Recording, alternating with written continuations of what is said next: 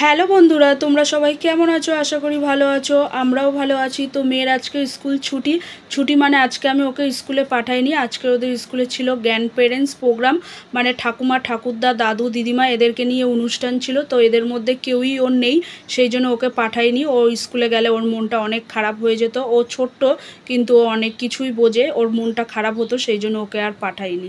ও যেহেতু আজকে স্কুলে যায়নি, সেই জন্য আমরা ঘুম থেকে একটু দেরি করে উঠেছিলাম। উঠে ঘরের সমস্ত বাসি কাজ সেরে নিয়েছি। সেরে নিয়ে ওকে টিফিন খাইয়ে স্নান করিয়ে দিয়ে খেলনাবাটি দিয়ে বসিয়ে দিয়েছি।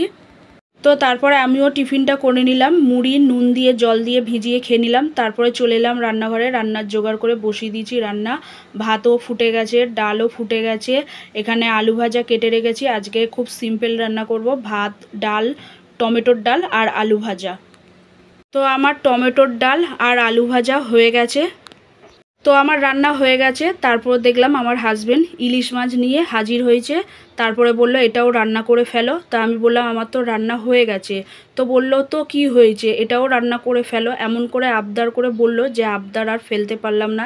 এমন এমন আবদার কি আর ফেলা যায়?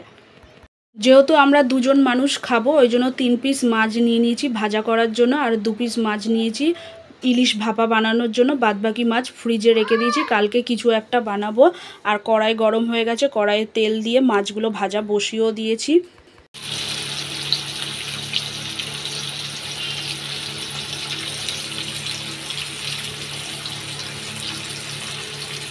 তো আমার সমস্ত রান্নাবান্না কমপ্লিট। এই যে আমার ইলিশ ভাপা রেডি, আর এদিকে মাছ ভাজাও হয়ে গেছে। মাছ ভাজার তেলও তুলেছি গরম ভাত দিয়ে খাওয়ার জন্য।